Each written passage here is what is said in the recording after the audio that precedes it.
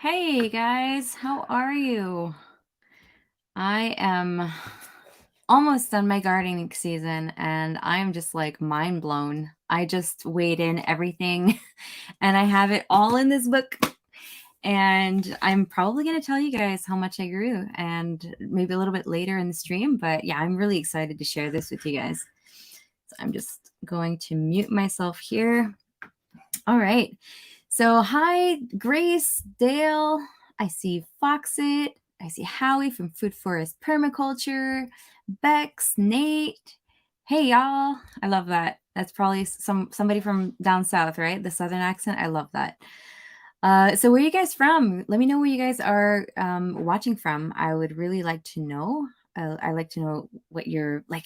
My friend Sean from North Shore Preparedness loves to start out the night and ask everybody where you guys are from and what your gas prices are, because ours is off the charts here. It's crazy. So yeah, let me know. I'm curious. Carol, hello from Virginia. Awesome. Virginia is so, so, so beautiful. I know a few people out there. There's Dawn from Little Mountain Life. There is Kaylee from Homestead. Yeah, Virginia, they make it look so beautiful. It reminds me a lot of Quebec, except for it's a little warmer. Tim, hi Mallory. Thanks for inspiring me to build walls. There you go. You're very welcome. Oh, hello, Alfredo. Nice. Thanks for being in here. I hope that your French is getting a little better. You're saying that you were practicing your Quebec accent. Vancouver Island, $1.59 a liter. See, that's the same price that we have here, $1.59 a liter. And I did the conversion to American to gallons, and I think it was like something crazy, like $5 a gallon or something like that. Somebody would have to do the conversion for me with like the rates right now, but it's like off the charts right now. Looks like Mal's not covered in spackle. No, I'm not covered with it right now. I'm like, my room's practically done. I'm almost done painting it. So I'm at like that point where I need to like choose the decor and stuff. So, but I'm like not going crazy because I still have my living room and stuff to do. So it costs quite a bit when you go into the decorations. You said it was like $7 USD. Yeah, I think it was something like that. If we were like paid in Canadian dollars, like for me, something like that. I don't remember, but it's very, very expensive. She cleans up good. Oh my gosh. Here is $3.29 a gallon, Carol, in Virginia. Yeah, man, it's like crazy. Like, I don't know for you guys, but for here, I don't think I've ever seen it this high before. It's pretty amazing. I pay $4.19 US a gallon here, Southern California, the cheap gas. Wow. See? Indiana, $3.16 a gallon. Hi, Joe Morgan. All right, so it looks like there's 12 people in here. It's a slow start. Like my live streams and my channel has been really slow these days. Like the people haven't been getting the notifications much. Views have been down. I haven't been posting that much, so I've just been really, really busy. Today I planted out like 90 bulbs of garlic. And I went out in the garden and, I'm closing it down for next year because we are concentrating our build on the greenhouse. So this winter, we're going to be doing a lot of milling and, getting all that prepped for spring. And so the gardens are pretty much going to take a back burner. And so I planted a whole bunch of bulbs of tulips and flowers. I figured, if I'm not growing like a huge amount of food, at least I want it to be beautiful and filled with something. So I'm still wrapping my head around like how I'm going to actually close the gardens off for a full year or maybe more. It depends. It really depends on how much we get built on the greenhouse. And it's just, we got so much renos to do. So I realized like after 4 years of producing all this food, it takes a lot of time and energy and investment. And yeah, so, and while I'm doing the gardening, nothing else is getting done, like on my end. So it completely takes up my productive time. Hey, Green Acre birds. How are you? I did go to Costco today. It was $3.19 a gallon. All right, see? So it varies so much. That's crazy. Just let a few of your normal garden veg go to seed and they should self-plant and grow in you. Yeah, I mean, a Cliff, actually let my carrots go to seed this year. So I'm just going to let them drop on the ground because Bettina cued me in last year and she said, hey, I planted my seeds in the fall and everything was perfect. So I'm just going to try that and I'm going to take whatever comes out of it. There's probably going to be a lot of weeds, but I don't care. I have like big plans of the change of the gardens anyways. Like the garden that's in front of the house where the greenhouse is going to be. I'm probably like, once I start that garden back up, I'm probably going to get the excavator in there again and change up a few things because I want to have something a little bit more uh, it doesn't have to be like that functional, but I want a jungle, like I want a food forest, and I want to have raised beds in there too because I'm realizing we're not getting any younger and the body bent over, and if I want Ben to garden with me and have a few things, then raised beds are going to be non-negotiable. So yeah, I'm gonna probably like redesign something. And I kept on thinking of my friend Johnny, who's out in Hawaii, Johnny Harper, who has a channel too, and he's just extremely busy these days. We haven't seen him around, but he used to be in these live chats all the time. And he once told me, do it nice or do it twice, right? And my gardens, like I jumped into it. Like I completely jumped in like crazy intense, and I did everything just so that I could grow food the first year, and then the next year I like doubled it, and then I doubled it again. So like I have extremely huge gardens, and I just did them in just normal rows, my permaculture beds. And it's getting a little crazy with the weeds and the walkways and the dandelions. Like I don't know if I ever mentioned it in one of my videos, but I tend to leave the dandelions in because I harvest them in the fall time to make dandelion root coffee. And I made a whole heck of a bunch this season. It's crazy. Like, I mean, let me go get my total of dandelions that I harvested in weight. And I was surprised. Okay, so I made dandelion wine with the flowers. I made a jelly to go on toast, and I made dandelion root coffee. And with all of that, it was like 14 pounds, 13 ounces of just the dandelion plant. And that's, to me, like that was the most that I've ever harvested of them. And it was amazing. So I have dandelions everywhere in my garden, in the walkways, and they are just creeping up everywhere. Like they're sneaky. Cindy, hi from Rimouski. Hello. Nice to see you. That's awesome. I'm seeing some people from Quebec. Tomorrow Day Farms. Okay, so Tomorrow Day Farms, I just found you tonight because of Wilderstead, which is pretty cool. And she did a video saying, "Hey, there's a whole bunch of awesome Canadian homesteaders, on YouTube, and we should do a hashtag." And so she did a hashtag. I wrote it down, or you can add it in there if you want to. It's hashtag Canadian homesteaders. So if you guys know any Canadian homesteaders that are on YouTube, I do have a list here that I was thinking I could maybe list out eventually and use that hashtag. I thought that would be really cool because a lot of you guys are from Canada and the climate here is much different than in the US. Like, let's say Virginia. It's not that different, but it's a lot colder, so the season's shorter. Like I know Kaylee probably still has a whole bunch of tomatoes and her tunnel up. I just took my tunnel down today, you know. Um, but yeah, I thought that was really cool. So Tomorrow Day Farms, awesome. Thank you for doing that. There's a food forest permaculture here who's from Vancouver Island as well, Howie. He's got amazing content and information on his food forest, and it's just great. And who else is in here that is from Canada that would have a channel?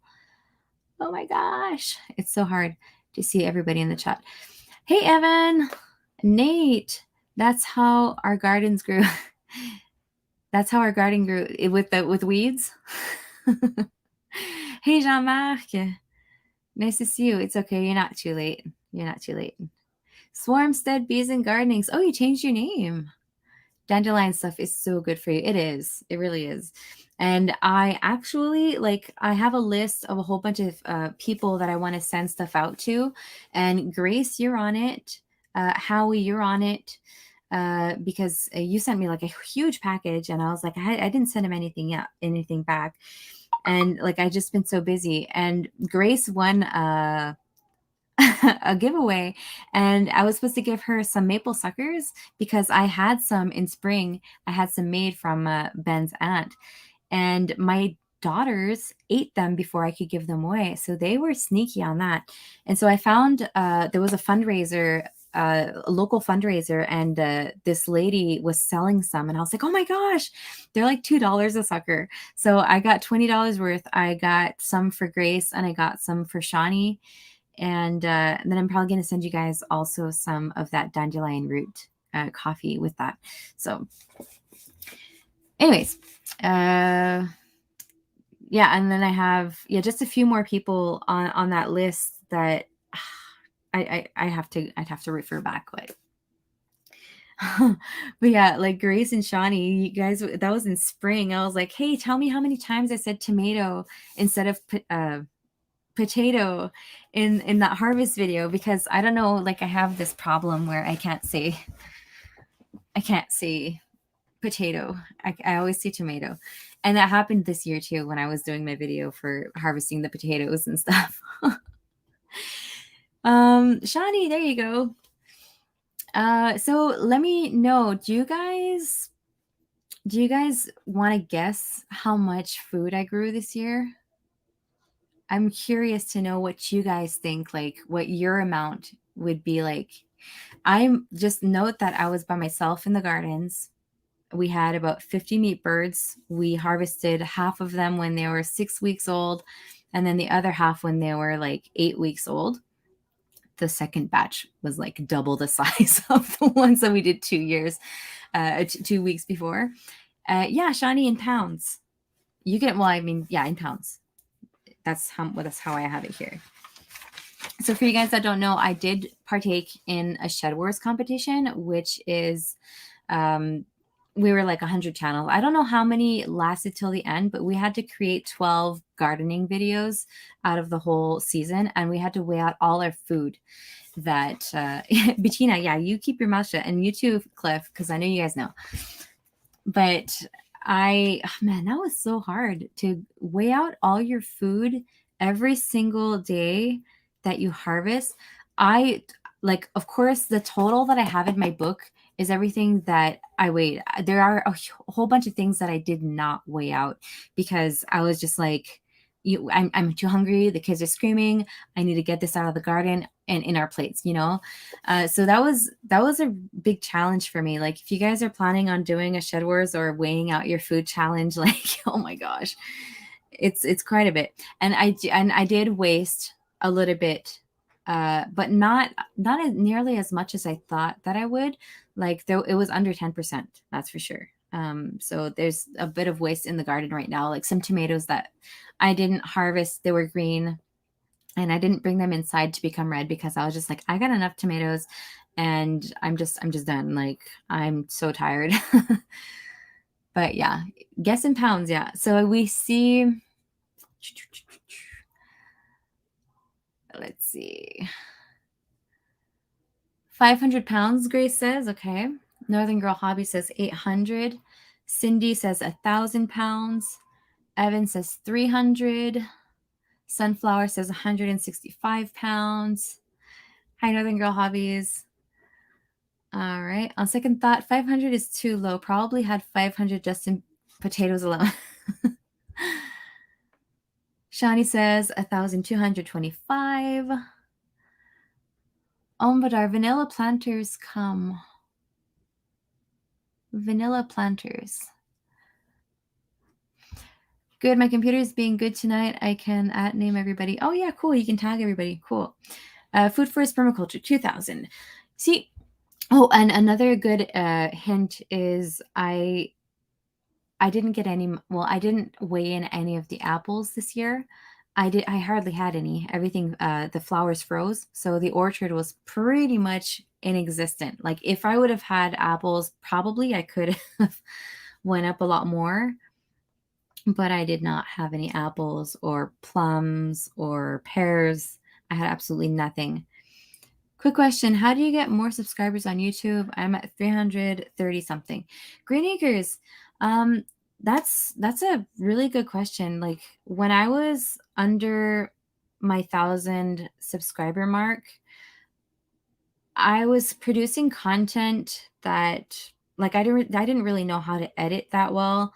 When I started learning how to edit videos and making better videos like consistently, that's when I saw the subscriber boost really like sort of take off. But it's not the amount of subscribers that are really important on YouTube. It's really the views, the amount of people that watch your videos, like on a consistent, regular, like the regulars, like the people that hit your bell for the notifications. Those are the ones that you want to make you want to make the videos for them. But of course, if you want to grow your channel, you could do like the how-to videos and stuff like that. Like, I did that, but it gave and of course it gave me a little bit of money. It gave me a good amount of subscribers, and probably there are some people in here that found me through that, which is really cool. But it gave me a whole bunch of like subscribers that don't watch my other stuff either. So it sort of screws up a little bit the analytics that I'm learning about. And so that's why I've been really posting more about my life these days and like what I've been up to, and not so much like, here's how to do this. Today I'm going to show you how to do this. Of course, I'm going to add those into those videos, but I'm sort of switching it over so that my regular viewers get the how do I say that, satisfaction viewership. There's a word, I'm missing it, but just make your videos better and better, learn how to edit better, and post consistently. That's all I can say. Like, if you're only able to do one video a week, like I have been doing for a little while, then just do that. If you can only do one video every 2 weeks, just make sure that it's a banger video, and it's not like just, oh, I need to put out a video just because I need to put out a video. You want to make sure that there's quality in there. And yeah, so that's it. All right, let's see, what are your guesses here? Grace, how about 900 pounds? That's my new guess. Jean-Martin, I can't guess either. I know. Oh yeah, you too. I was like so excited. I sent out like a whole bunch of messages the other day. Oh yeah, don't forget to hit that thumbs up. 632 pounds. Northern Girl Hobbies. I edit. Sometimes people just grow naturally without editing. Never miss your videos. Oh, thank you, Broken Wolf. Thank you so much. William, right? I think William. SEO scores matter. Northern Girl Hobbies. Oh, man, why am I? Remind me your name, please. Please remind me your name. Jenny? Is it Jenny? SEO scores matter. Like, the tags that you put into your videos, they do if you do a how-to video. But if you're doing a vlog, then it completely goes out the window. Like, it's not worth it. Like, I used to search and take hours into finding good keywords to put into my videos so people would find them better for a vlog. And that was a complete waste of time. So if you're doing a how-to video and you're showing something in specifically, then yeah, it does, but not for a vlog. Well, in my opinion. Our cabin in the woods. Hi, good to see you. My problem is I'm not making videos I'm proud of. Evan, yeah, I get that. I get that. That sort of, you want to be passionate about something too. Like, that'll really show and shine through. Like, I'm really passionate about the way that we're living here. And so that's like, I'm filming the life that we're living and what we're doing. And I think it's really cool. And I think that shines through, like, people are able to see that. And so if I would be just doing a regular video on like, hey, anything to get views, then it would show. And so you really want to be passionate about your stuff. And building a community like this here is also a great way to build subscribers, because we all talk with each other. We all like, so I can say like, hey everybody, go see Food Forest Permaculture. Hey everybody, go see Northern Girl Hobbies Jenny. You know, go see Cabin Dweller, because she's got an awesome video and she's living in the Yukon and she's built, you know, she built her cabin. And so it's just building a community as well, and being part of that is really it is like, for me, when I was under 1,000 subscribers, I remember till this day, I met this guy on Food Forest Permaculture's live stream, and Rocco, he is passionate in hunting for the outdoors. And he's like, Mallory, your content is so good. We need to get you to 1,000 subscribers. So he hosted a live stream, and he's like, I'm going to stay on until we hit 1,000 subscribers. And so like, I was just like, what? Like, are you serious? Like, you're going to do that for me? And I literally cried when we busted the 1,000 subscriber mark. Like, I was like, how can this be? You know, that's so awesome. And like, I'm trying to pay it forward till this day. Like, when I see smaller channels that are really like deserving and they really need a little boost, then I totally like will shout you out. I just love the community. All right. Hey, Blake, how you been? I've been busy. I've been doing a lot of renos and, you know, getting everything ready for winter, because it snowed. It actually snowed. So it's coming. It's coming. Let's see here. I missed a few comments. So yeah, so that is Jenny. Editing takes time. Pick and choose. Yeah, it does. Sunset Hosta Farm, checking in from Ohio. Awesome.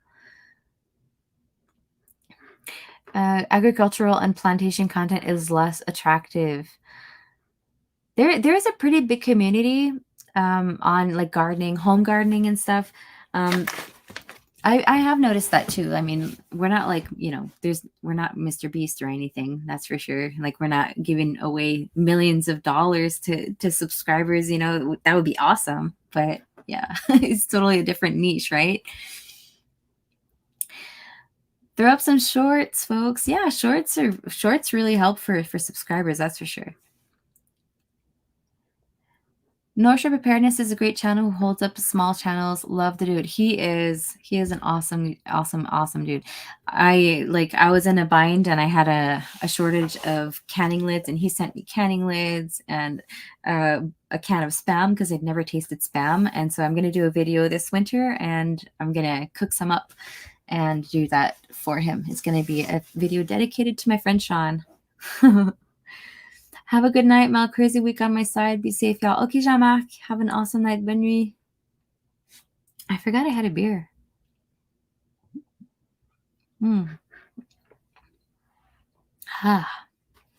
If I could hit 350 subscribers, that would be awesome. I've been watching your videos. Could you give me a little bit of a shout out? Green Acre Birds. So Green Acre Birds, did I see you on Scott Hubert's live stream just like a few minutes ago? So yeah, I mean, like, everybody that's in this chat, you guys can all, you know, chat with each other and go check out your channels. And you know, that's like I said, the community, it's a great way to grow. Like, I wouldn't suggest you go subscribe to somebody just to subscribe, because those are empty subs. If you genuinely like the content, go check them out and, you know, subscribe if you want to watch their stuff. Like, I mean, you can't be friends with everybody. I mean, you can't, of course, there are so many channels out there, but oh, Mianu Acres, there you go. See, another Canadian homesteader. So many of them. You can keep it if we don't have any snow. We don't have any snow. All right. So for everybody that's new here, I want you guys to try to guess how much food I grew in pounds. Because like I said, I didn't have anything in the orchards. I had everything, potatoes. I had, oh, the Nameless Homestead. Hey, finally caught a stream, working and listening in. Awesome. So yeah, I'm going to tell my results in just about 15 minutes. How much, because I calculated all the food that I grew. Howie, you already said 2,000 pounds. You got your guess in. Nobody was on the money, but somebody was very, very close.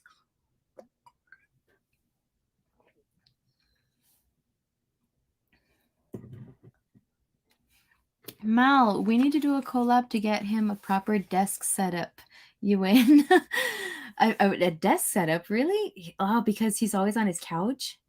Like, to get him like what do you have in mind? Let me know.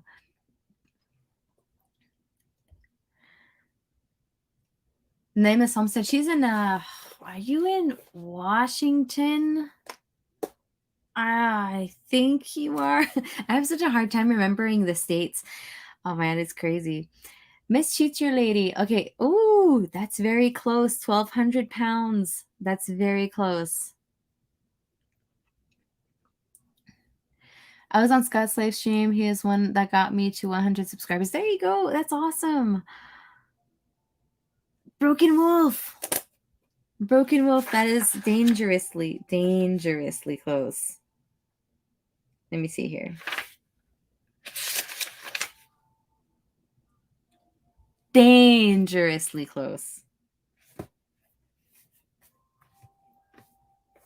I'm actually going to say, oh, there you go. 13. Okay. Yeah, you guys are good. All right. So on my own, I ended up growing 155 pounds of pumpkins, tomatoes, peppers, and cucumbers, just shy of 200 pounds. Leeks and onions, I grew 46. I'm leaving out the ounces because it's not like, for a pound difference. Broccoli and cabbage, I put them together. I grew 55 pounds. Garlic and garlic scapes, I grew 11 pounds. Potatoes, I was expecting more potatoes, but I had a lot of smaller potatoes because I planted them later, and like the sprout of the potato were so long, and some of them I just took them off and I was like, I'm just gonna try this, but I got a whole bunch of smaller ones in that bed. So potatoes, I got 266 pounds. Carrots, I only got like 16-ish pounds. Jerusalem artichokes, which are fartichokes, I got 7 pounds, but I probably have, like, I'm not joking, I probably have like a good 100 pounds that are still in the garden right now. I didn't harvest them yet. I got, in honey, I got 100 pounds of honey. And for chicken meat, like some of them, I put them in breasts and I put them in individual, and I had a whole bunch of that were just whole. I had like 9-pound chickens for like one batch, and then the other batch were like a lot smaller. But in all, I got 212 pounds of chickens. And that gave me a grand total of 1,097 pounds and 8.7 ounces. So that's how much I grew this year. And like, that's like, to me, that's crazy. Like, it's amazing. It's a lot of food. Like, if you guys would see all the cans and everything that's in my freezer right now, like, I used to think that my freezers were full, but now they are like totally full. Like I'm even using the old sort of root cellar that they have downstairs for the pumpkins, because I needed just a place to store them, and like that's what it was used for back in the day. Like, this house is built in 1886. There's a cold room, and then there's like that little root cellar, and like I've never needed to use the root cellar part, and this year's like the first year that I really needed to.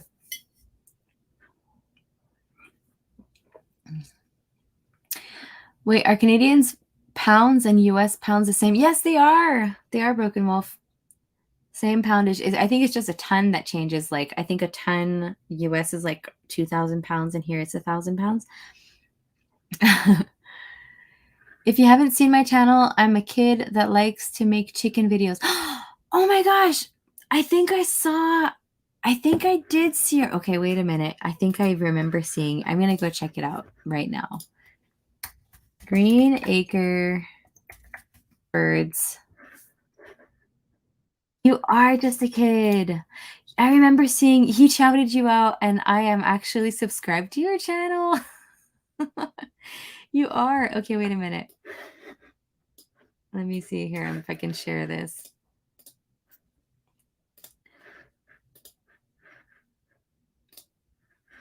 All right, you guys see this? This is Green Acre Birds. And there's Scott Hebert. It's our friend in BC. So he makes chicken videos. Awesome. Yeah, just keep on working on your stuff, kid, and you'll get there. You will get there. And don't give up. Like, I swear, sometimes it's I'm gonna stop sharing this for 2 seconds here. I don't know how, for some reason.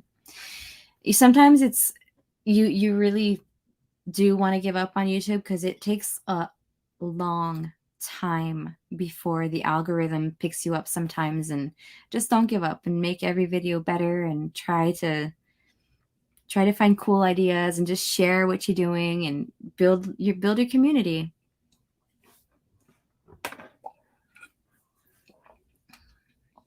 Do you shoot? I just missed it. I was at Cabin Dweller. She was asking, do you sell any of it, or it's all for your family? It is all for my family. It is all for my family. There you go. I was on the wrong chat. I was on my YouTube chat. Yeah, I do. I used to sell some, and I was thinking of maybe doing a market garden to like really do the commercial market gardening and stuff. But when COVID hit, we set our priorities straight. You going to bed? Yeah. Okay. Good night. Good night. Good night. Well, it's better than nothing. Yes, it's better than a frowny face. The other day, I don't know if you guys saw that video with the first video that I was doing my drywall. I was like, hey, let's do a thumbnail together. And so I have my drill and I'm like all getting ready to do like a nice photo. And he's there like, and I'm like, thumbnail? Smile? And he's like, I don't want to get a face cramp for all the smiling. Oh my gosh. Love my artichokes. Haven't harvested yet. See? Yeah. Oh, I made some chips last year. Oh my gosh, they were so yummy. And I'm probably gonna ferment some because I've heard that if you ferment Jerusalem artichokes, they give you less gas. Because man, I swear, if you're not careful with them, they be painful. They be very painful for your belly.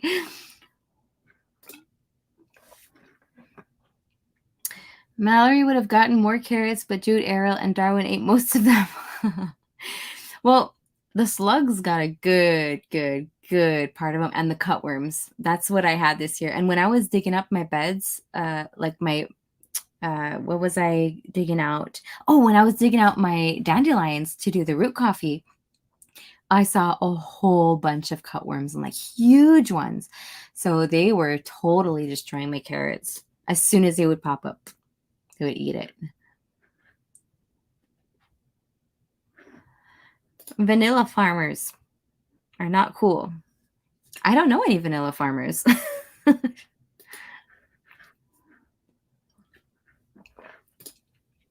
Yeah, you were very close. Did you know that chickens counted? I thought only plants. I didn't know that chickens counted. I thought only plants. Did I miss something? Was that on his video? What did I miss there? Oh, Thorhaven Farm. Am I behind on chat? I'm sorry, guys. I'm like 6 minutes behind. That happens sometimes. Hope you are doing amazing tonight. I am doing amazing tonight. I couldn't believe, seriously, when I saw your total in Shed Wars, I was like, Oh my gosh, I don't have over 1,000 pounds, that's for sure, because they have like the beef, they have the rabbits, they have the chickens, and they have the pork. And I was like, no way am I beating Darren. And man, I was not expecting that. I grew a ton of veggies. That's all I can say.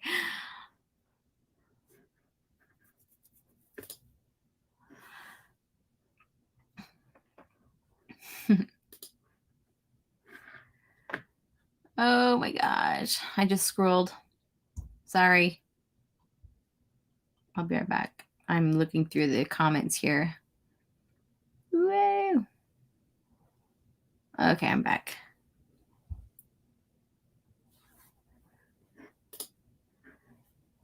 Oh, are you talking about that video that you did about the castrating the goats? That is an awesome video. And yeah, she got like a whole bunch, like a whole new audience, we can say. Oh.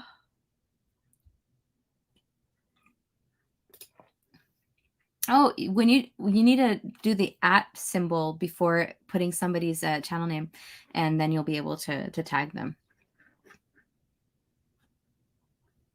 Monique King, hello everybody. Hello to you. Oh, I see a super chat on the top here. Making up for missing all your streams. Aw, thank you.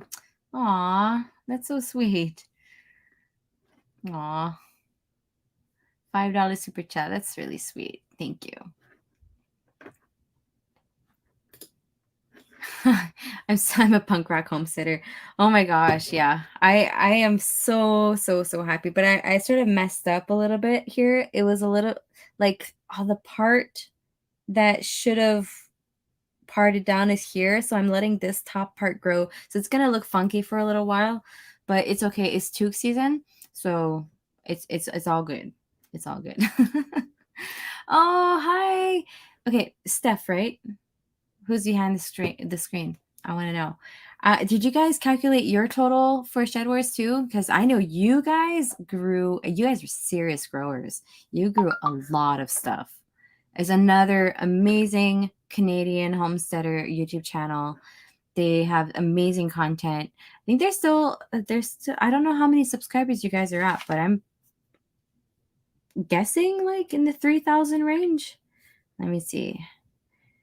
Hickory Craft Farm. What? 1,200. Okay, you guys need more subscribers. That's for sure. That's why I think that hashtag is going to be really interesting to see how many Canadian homesteaders that we can get all together in that tag.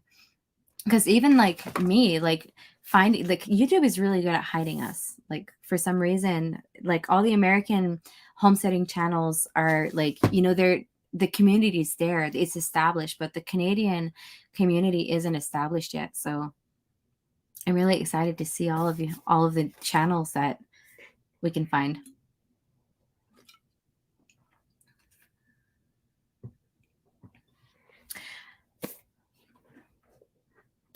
I was going to guess on the weight, but I figured it wouldn't be fair. Why? Why wouldn't it have been fair? Would have been fair.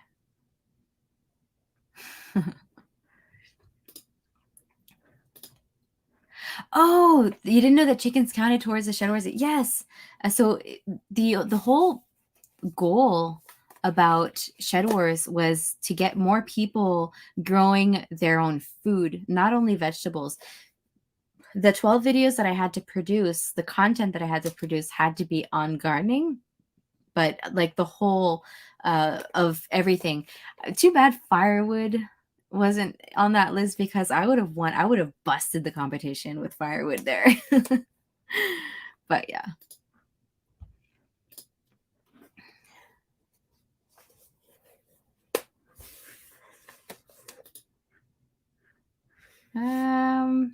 Timmy Ray the King. Hey everyone, good afternoon. Good afternoon. Where are you from? Afternoon. It's like 9:41 here at night. I'm really interesting now. Shed Wars, that's funny. I've heard that on the Vineyard Chicks. Do you know them? I do know the Vineyard Chicks. The Vineyard Chicks are like my ultimate favorite channel these days. They are 3 little angels. I love them. And they like parent goals. That's all I can say. It's amazing. See, so there's the super chat. That's how far back I am in this chat. Sorry. Honey Badger's Homestead. Hello. Where are you from? I'm not too sure I've seen your name before. Honey Badger's Homestead. I want to know where you're from. Harvey Black. Thank you for sharing. I see you sharing the links out in my YouTube chat. So that is awesome. Much appreciated. There are a few other Canadian homesteaders that I know about that I have on my list here that I'm thinking maybe you guys don't know. There's one that's in a same zone, growing zone than I am. But she's out in, I think, Alberta or something like that. And her channel is Little Mountain Ranch. Little Mountain Ranch. And she's got like a huge family, like a whole bunch of kids, and she's got greenhouses, and she grows seriously, and she like buys in bulk, and she's, you know, she preps a lot, and she, man, her pantry is just like, okay, I'm jealous. Like you know that she's been doing that for years, and it shows. She's got like the experience to back it up, and it's amazing.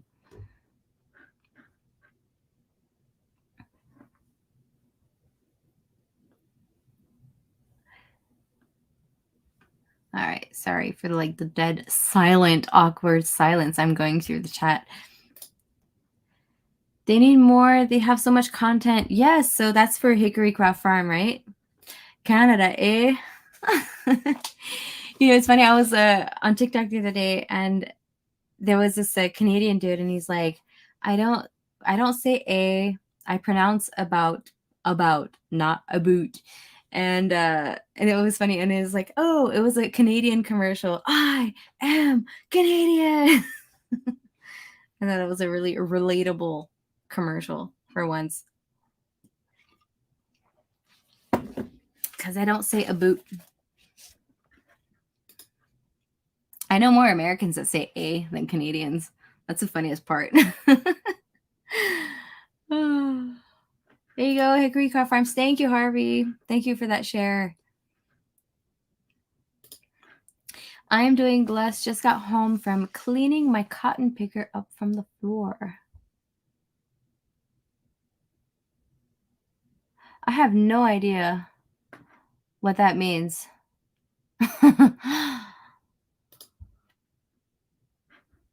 Do you really need a cotton picker? Like, do you harvest cotton? Like, is that something? Do people still do that? It's not machines that do that?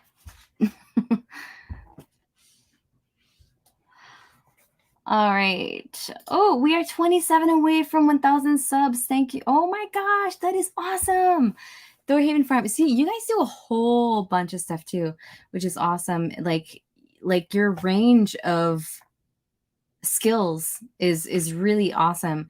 And I think you're doing great too. Like, I don't know how you do it to like post that many videos, but I guess, you know, that's just because I have the challenge of having young children, I guess. But oh my gosh, and they got the chicken pox. My kids got the chicken pox, and they're vaccinated for it, and they still got it. So we've been home all week, and you know, they're like completely okay. They're just like, oh, it's itchy a little bit, but it still sucks because I had like a whole list of stuff I needed to get done before snow and frost hit, and I wasn't able to insulate my beehives this week, and I was supposed to do that. But yeah, nah. We kind of didn't stick with Shed Wars, but that's a bit of the story. If we took only what we brought in during the official Shed Wars period, we were getting close to 3,000 pounds. Oh my gosh. Oh no, that's a bit of a story. Was there? Oh no, you're going to have to fill me in. What happened? Oh, I hope there wasn't any like bad blood with anybody. That would suck. That would suck. That's what Tracy was doing when she made the videos. Canadian kind of get the shaft. Yeah, right? Yeah, they do. Well, actually, we didn't. We have until like November 23rd to give in the full total. So nobody won yet. They haven't. Like not everybody even gave all their totals yet. So we're going to see.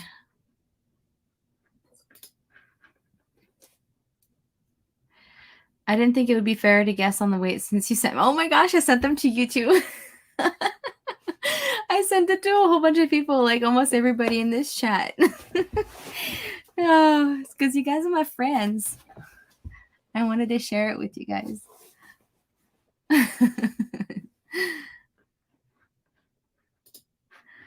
Thank you for that. It was really nice to get to meet all the amazing Canadian channels out there. It's a really nice community. It is. It's 8:42 here in Louisiana. Louisiana. Oh my gosh. I was looking through. My daughters were asking me a whole bunch of questions this week because, we're at home, and they were asking, like, for some reason, the big flood that happened in New York really triggered something in my youngest daughter. And she's like, oh, so that can happen?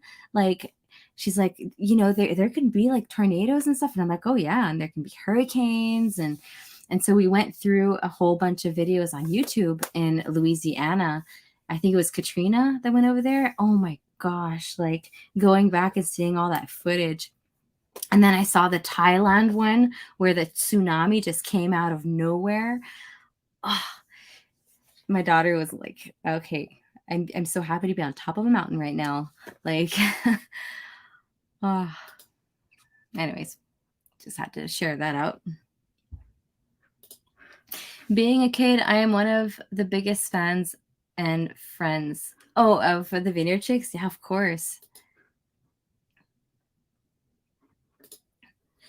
There you go. 973 subscribers. Bump him over 1,000K, y'all. Yeah, I have been trying to push these guys out for like a while now. Like I went to see their greenhouse and I did like twice, and then I borrowed their honey extractor. And so I really hope you guys make it. Morning, and it's good to see you again. Shadow Scout Sweden. Thank you. Nice to see you too. I keep on forgetting to look at my camera when I'm talking to you. I suck at that. I'm really good when I'm doing my videos. I look straight into the lens, but I'm like here looking at the chat like half of the time. I hope it doesn't bother you guys that I'm like looking here instead of there. Anyways. I'm scrolling. John H. What's up? Thanks for being here. 30 people in here. I don't know how many thumbs up we have. I'm curious. I want to see. 44 thumbs up. No thumbs down. That's good. That's good. Remember when I did a thumbs down live and I was asking everybody to do a thumbs down? And it, it actually worked really well. And I had people send me messages saying, oh my gosh, Mallory, what happened? Like, oh, that was funny.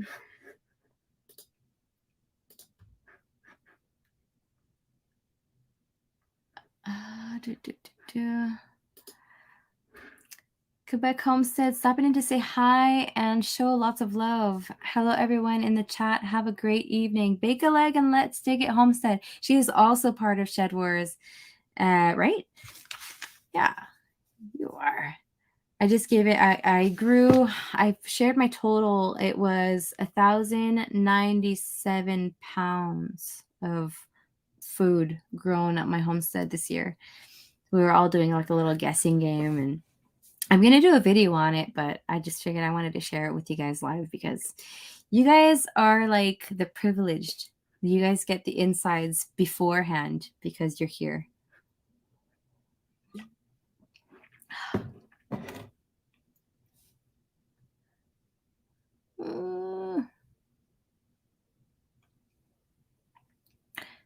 Sorry, I totally scrolled again. Every time I have this like new mouse with my computer, right? And it's so sensitive. It's so sensitive. So like my I scroll down and it just goes whoop, all the way down and I have to scroll back up.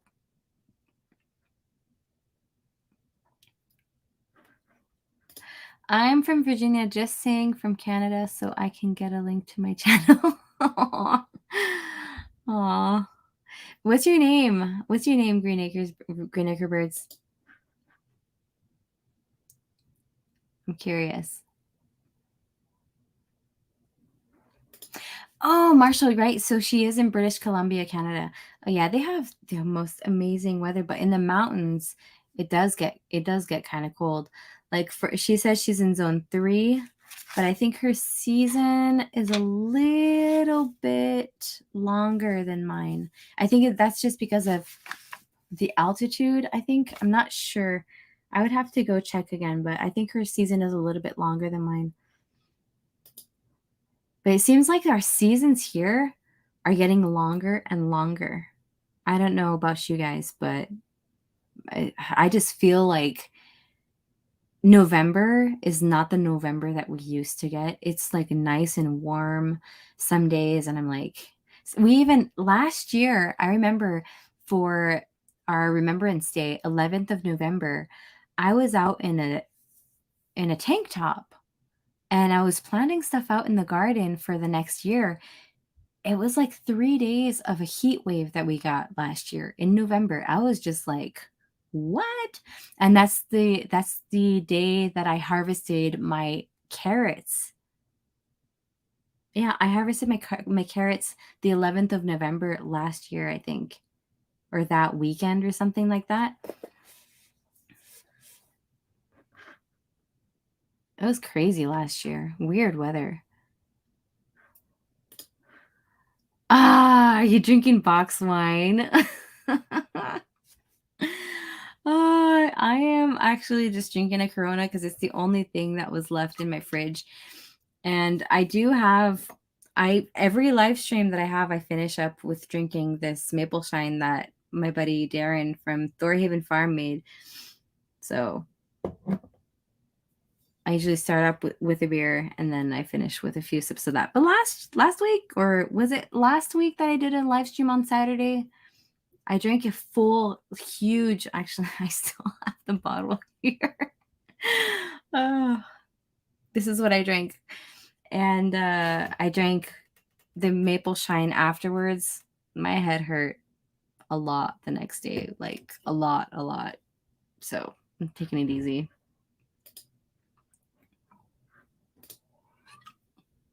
There you go. See, her root cellar is amazing. It's to die for.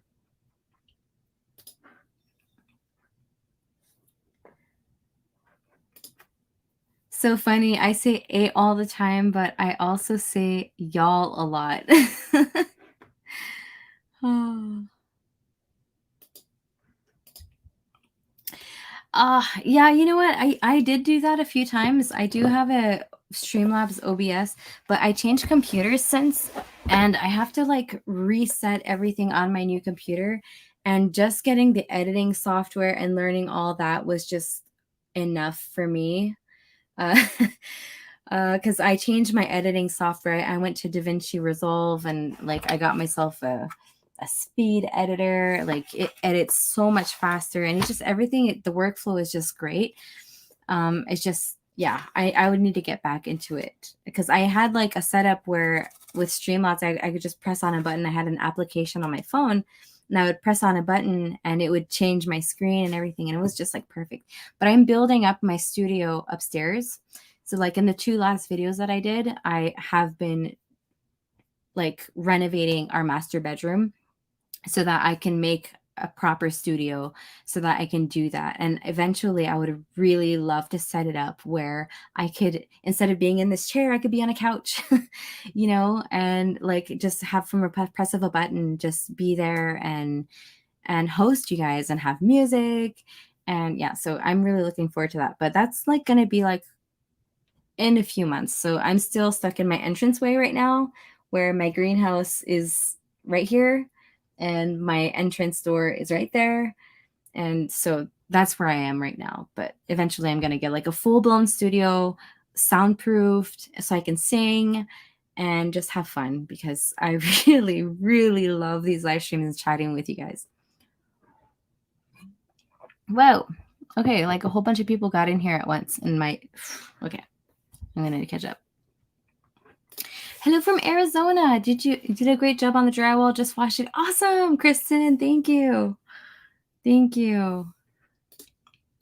So nice to see a Quebec Garden YouTube channel. Keep up the great work. Lots of love from South Shore of Montreal. Tu connais ta ville de Candiac environ? I do not know.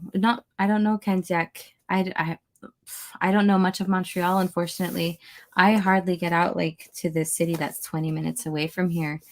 But I try. My sister lives out there in Montreal, close to Léry. All right, I'm scrolling. Yeah, see, my beehives, it's okay. It hasn't gotten too cold to the point where it's like critical, but like I'm really scared for my bees actually this year, because when I did the last inspection and when I weighed them, they weren't very heavy. I don't feel like there was a lot of food in there for them to pass the winter. There was no fresh eggs, no fresh larvae. So I don't know. I did the treatments for the parasites in my beehives, but I'm really, really gonna need some prayers for those bees. Because, anyways, if they die, they die.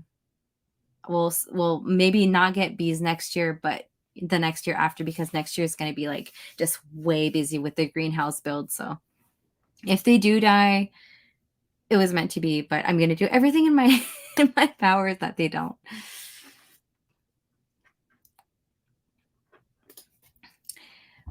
Watch, not count your sub, watch, support preparedness, homestead communities, y'all. Yes, Harvey, awesome, preach.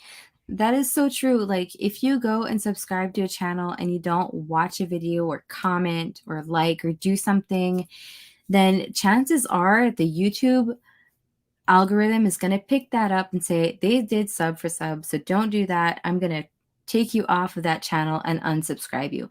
I had a few people that actually follow me that got unsubscribed just because they hadn't been there for a while. So definitely, sometimes they'll see me pop up in their notifications and be like, oh, I'm not subscribed to you. What's up with that?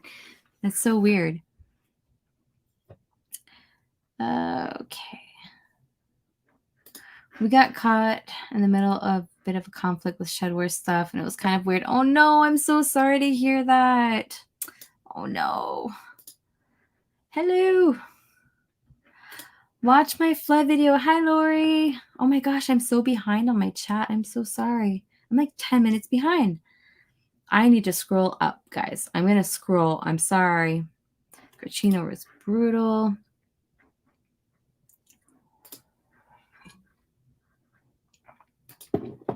Yes, that was an awesome movie, Stacy. I love that movie. I cried so hard.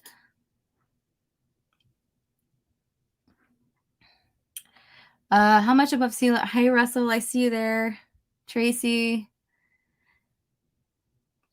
I still didn't see where Honey Badger Homestead was from. Did I miss that? Cindy Squirrel Off Grid. Hello. Little Mountain Life. Dawn. Hey there.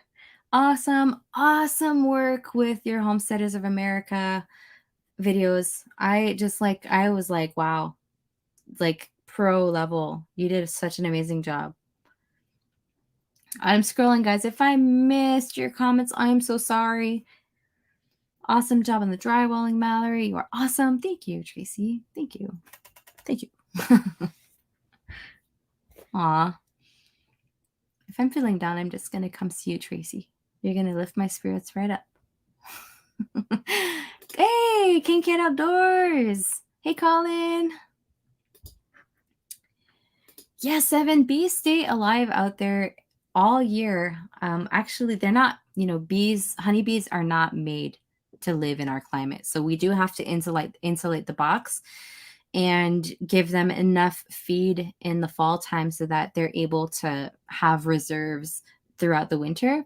And what they do is we leave enough ventilation in the box so that they don't like have too much condensation, but the snow will come on top of that and insulate as well.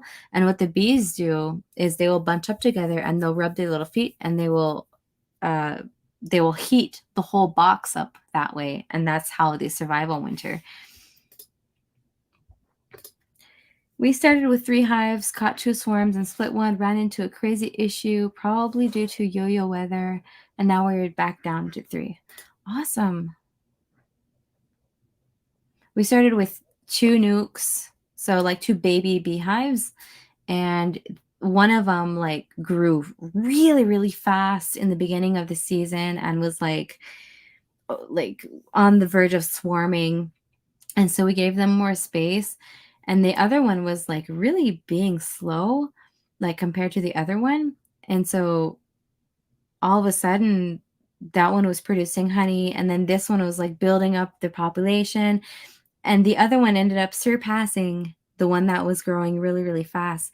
And so I had to come back and a few weeks ago, I think it was like maybe a month ago, and I switched out a few honey frames because one of them was stealing honey from the other one, and it was bad.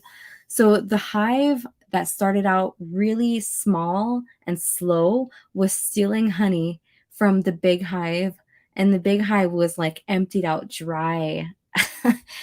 And so that's why I'm saying like I'm a little afraid for my honeybees, because when I extracted the honey, I left 4 full frames out of 10 in each hive of honey, because that's how much my mentor told me to leave in.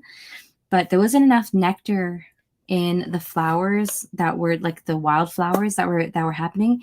And so they were completely going through their reserves and running dry. And so I wasn't feeding enough. And so yeah, I'm a little stressed out. But we learn. Because somebody told me if you feed too much, the opposite problem will happen is that they're going to fill up all their reserves and all their frames, and they won't have any place to like the queen won't have any more cells to lay their eggs in because everything's full of honey and syrup. So I really didn't want that to happen. But yeah, I should have gave them a lot more.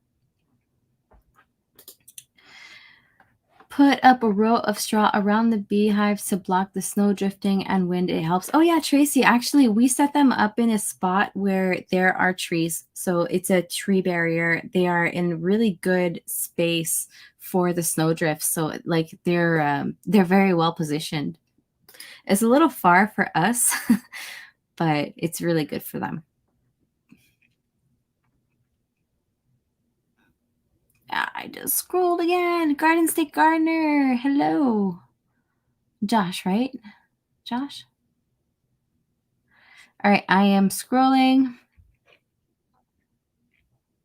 I kind of sort of do wish I had music now. I can't wait to have my studio, guys. I just can't wait. For some reason, I had you on all notifications, but it got shut off somehow. You see, that happens sometimes. That does happen. Marshall Warden, good evening, Harvey Black. I love that you guys are chatting with each other. It's awesome. To insulate our hives, we actually wrap them in roofing insulation because it's black. It helps keep them warm and keeps the wind off, and we've been using the same roll for years. Awesome. Yeah, see, I'm going to use some 2-inch isofoil probably on the sides. I'm going to put my 2 hives together, and I'm going to wrap them up with that foam. I'm going to also take off the covers on top and put, I think it's 3-inch foam on top. And then I'm going to wrap it all up with isofoil, not isofoil, but it's like bubble wrap insulation. And I'm going to tape that up and leave all the ventilation holes. and pray for the best. Like, honestly, I'm going to pray for the best. And the snow really does do a good job, though. Serious question about bees. Can the hives be an insulated shed with a small hole in the outside all year long?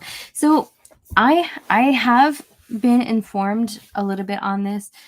They can stay inside as long as the light is shut and it is in the 3 to 5 degrees Celsius range.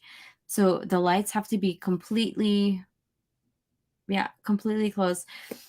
In an insulated shed with a small hole in the outside all year long. So yeah, there has to be good ventilation, that's for sure.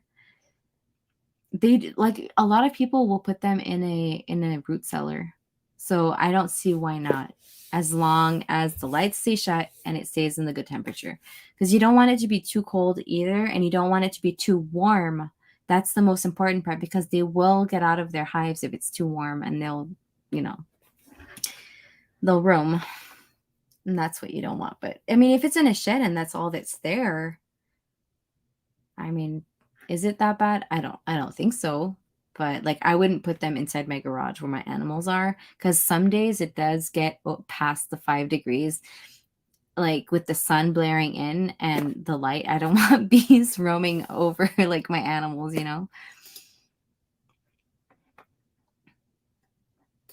I was not getting any notifications from your channels. See, Monique, that happens. So just if you want to stay tuned with me, I usually post once a week in the Wednesday, Thursday, or Friday. Like, that's where I usually post my videos. It's either Wednesday, Thursday, or Fridays.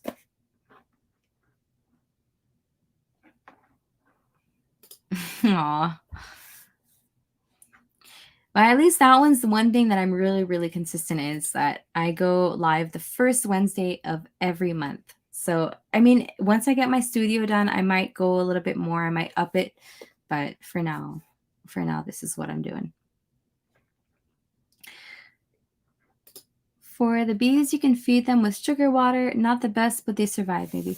Yeah, see, that's what I feed them with, sugar water. In the fall, you feed them with a mix that's 2 for 1. So 2 sugars with 1 sugar. Yeah. And then you give that to them in their feeders. In the springtime, it's 1 for 1. 1 sugar, 1 water.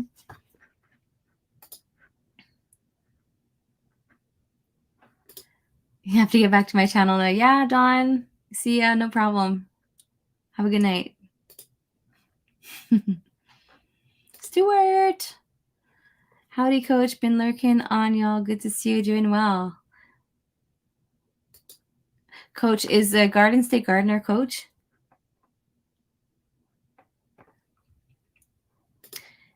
Got me carrots, all preserved, canned, but chopped. Oh, no. Half your finger with them. Oh, I hate the mandolins for that.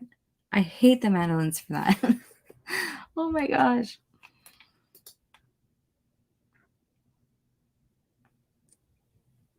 Oh, hey. What's up, Jesse? I missed your stream last night. I've been hella busy and tired. I'm sorry about that. I usually always pop up at least a few minutes on Jesse's stream on Tuesdays on Rain Dance Bushcraft, because he's also from Quebec, and he's got like a bushcraft channel, and also Dribs and Drams, which is whiskey tasting. I don't really watch most of those ones, but I watch his bushcraft channel. What is the temperature where you live? The temperature right now, it is, let me see. I'm going to put in Fahrenheit for you, okay? So it's -3 right now, Celsius. And in Fahrenheit, it is 27. 27 degrees. Yep.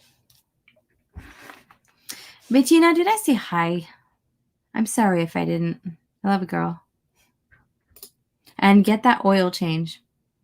That's all I can say. I'm going to get some coffee. I'll be back in a second. Okay, no worries. You're probably back because I'm behind.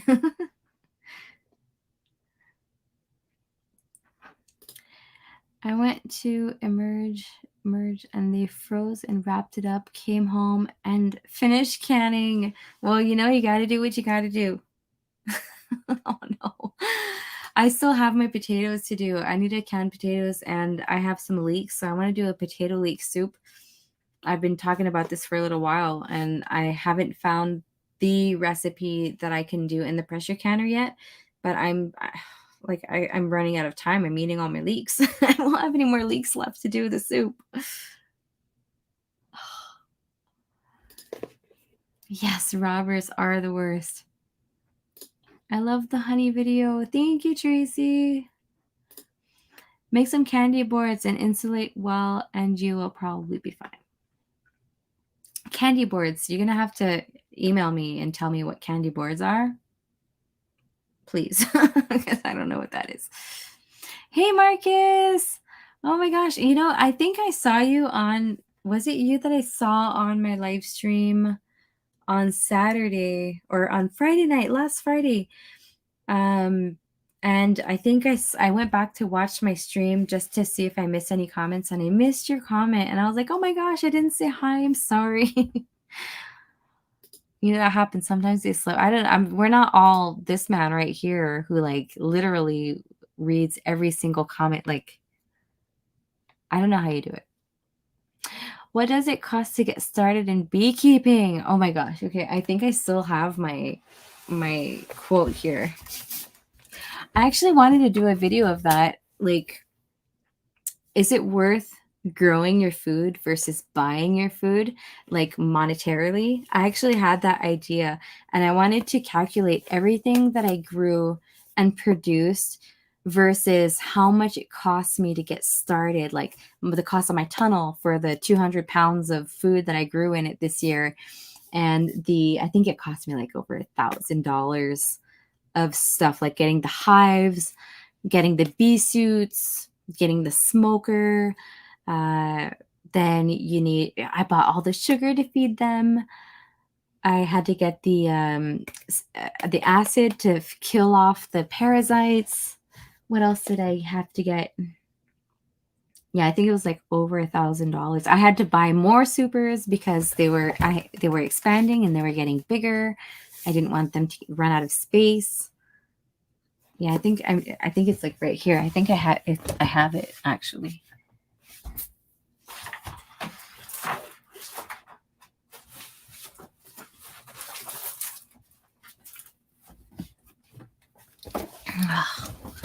Let me see.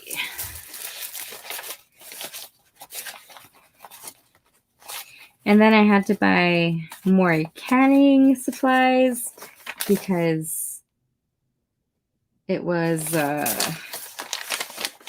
lot of honey to can. All right, so yes, I have my receipt. $1,400 for the, and that's not even the bees. The bees weren't included in there. It cost me $200 per hive for the bees, for the live bees. So that was $400. All the equipment cost me $1,400, and then I had to buy extra supers, the canning supplies, and so my honey cost me a lot of money this year. That's all I can say. It cost quite a bit. Hey, Cecilia, Raven Cat. Okay, I'm gonna scroll. Oh my gosh, I'm so behind. I'm sorry. I'm scrolling.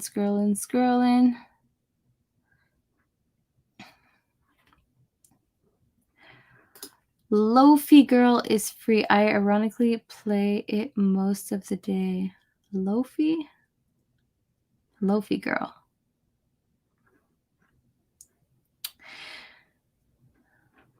Maybe return her some honey. I've heard that returning the honey that we have here in our climate is too mineralized, that it actually backs them up. for the winter. So if I were to give them honey back, it would have to be spring honey, which is kind of weird, but it's because they're not made for our climate. Hey, Bomber Steve. So that was a comment from 10:06, and it is 10:17. I am so sorry, guys. You guys are chatting up a storm. Why are hives always kept outside? They're not always kept outside, but mostly because they can survive. Okay, guys, I'm going to miss a whole bunch of comments, but I'm going to back with coffee. Steak and mushroom pie for lunch. S. Popat, hello. I'm going to try to channel my city girl here. I just watch a video channel. I wanted to post your video and then saw that and I was a non-follower. Yeah, see? That happens so many times. I fear the mandolin. Yes, fear it. I do not use mine anymore. Like, seriously. Just has some weird guests. He does. All right, I'm scrolling. I hate this part. Oh, Naked Gardeners. Hey, guys. Sid and Tori. I think I was talking about fartichokes the other day because you had a really cool video too on Jerusalem artichokes, and you can them, and I've heard that canning them, well, fermenting them is better on the stomach. Hey, man, nice to see you, girl. Good job on the mudding and taping. Thank you so much, guys. Thank you. I froze my leeks this year. Yeah, I froze some last year. I actually have one bag left from last year. You rockin' is making me want to go to the ladies. Oh, I'm sorry.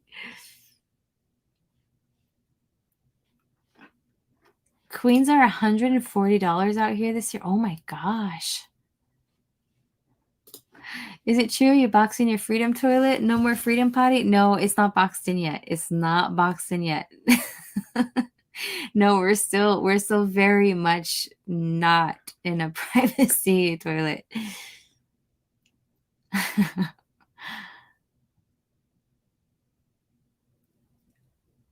All right. I have little fruit flies.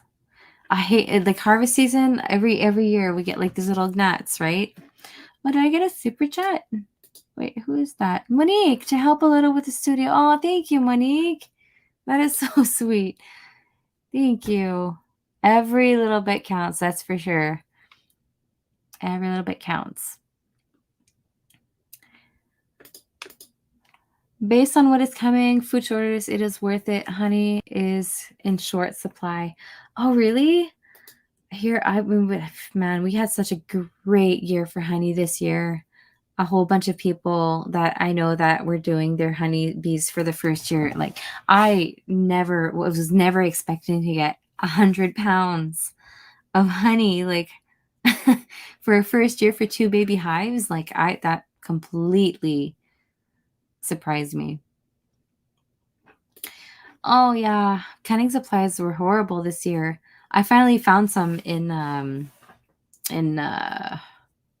Canadian Tire. I was able to find some. How much honey do you get out of a hive in a year? So, like I just said, I got 100 pounds for 2 hives, but those were baby hives. So I'm guessing maybe you could get 100 pounds, 60 in between 60 or 100 pounds in a hive in a regular year, in a regular hive. So I think some people can maybe even get more than 100 pounds. I'd have to ask my friend Kaylee from the Homestead or Bees and Bikinis. I shared your channel in real time, face to face today. My coworker thought that you and Ben have going on is awesome. He did ask how expensive, how can I not say that word? Expensive is it to run everything? It is fairly expensive to run everything, that's for sure, because we do have a lot of heavy equipment and not a lot of income coming in. We live on one income, which is Ben's retirement from, his vet military pension, right? So we bought this place where we hardly have any debt. Everything is paid off in full except for the house. So we have a small mortgage, but with one salary, we're able to keep everything afloat. But yeah, it does end up costing a lot because like last year the skidder broke and we're like, oh, okay. Like, we do have good savings. We're very thrifty. We're able to do a lot of the reparations ourselves, which is key when you're running a farm. Like right now, the tractor is parked in front of my garage right now. I see it. And we have to change the water pump on it because it was heating up. And there's like literally no gauges that were able to tell us that it was heating. So like, of course, we see Prestone like everywhere. And so Ben is like trying to troubleshoot and, figuring it out. Did I get another super chat?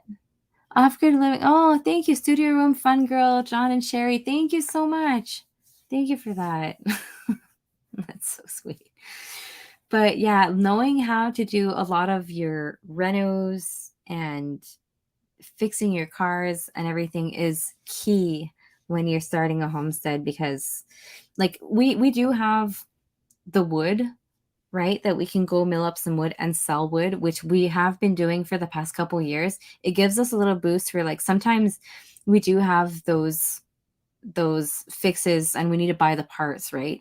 So we will go get some wood out and sell it or put ourselves in debt temporarily until we can get the wood out of the forest to pay for the stuff. But like that's the upside of having 200 acres and an abundance of wood is that that the money's there. It's just and oh man, something that's really cool is the hydroelectric company is coming out. Well, it's actually an engineer is coming out to produce a quote for hydroelectricity to get wood mills set up because we're on the top of the mountain. And so if we're able to get that accepted and have wood mills on our property, then that would give us a very good, stable amount of money a year too. So like just little things like that help out. And yeah, it's very, very expensive to answer your question, Stuart. I'm going to continue.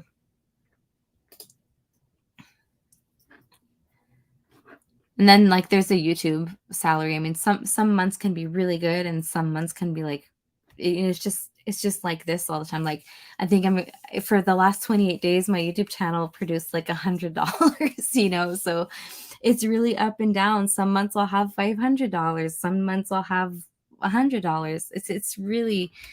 It's really not constant, but it does help pay for the expenses of the channel, that's for sure. Oh, okay. I'm so sorry if I'm skipping your name or your comments. I just need to get through these.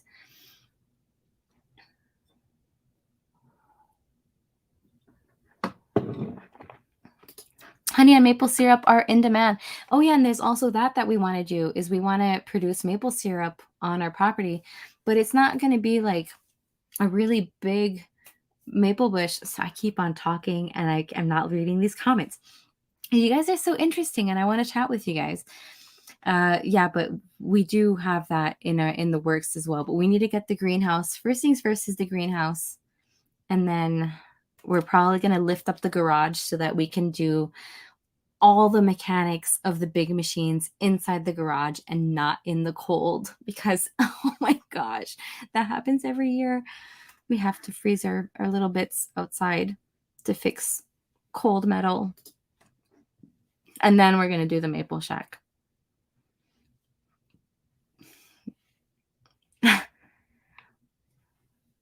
Wonder Hussy or Raccoon Whisperer's channel. I have no idea what that is. Trucker Daddy. Oh, Country Boy Trapped in the City. Yeah, well, I mean, yeah, eventually we are gonna sell some honey, but like I'm using all the honey that we have here as a sugar substitute. Like all my canning that was asking for sugar, I used honey. So it was amazing, and I have a whole bunch. And if I don't have bees next year, then at least I know that I'm gonna have that sugar for us. So it's all stocked up.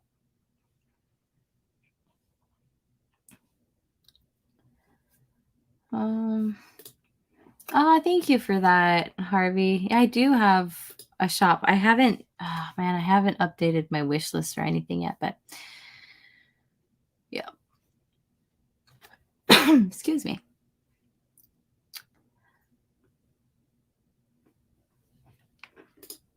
Well, y'all just kick ass then. Good stuff. He will laugh. Y'all living the goal. Keep rocking. Awesome, Stuart. Thanks. You don't have the Canadian A. You have a Newfoundland right instead. Do I? I was Americanized, so it's like I'm cheating a little bit because I was born in the States. My dad is Quebecois, but like I was born in California in San Diego, and I lived in Alaska for a year. Right out of high school, I left and I went to Alaska for a full year. And like I was completely my English is completely Americanized, I think. So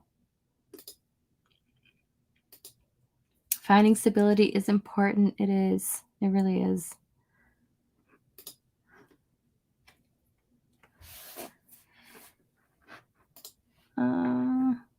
Windmills potentially cause health issues for people. Something to look into. I think it over here so far. The downsides, the downfalls for windmills that we've found are the wind corridors. So when there's a whole bunch of windmills stacked, uh, like aligned on a mountain, then it sort of brings in the wind in the corridor. And there's already a wind corridor here. So, I mean, I don't know. I think I would much rather have windmills than electrical lines. You know? You know what I'm saying? Electrical lines, like I just could sort of get dizzy and like it like this buzzing in my head. But a windmill, like it's not that bad.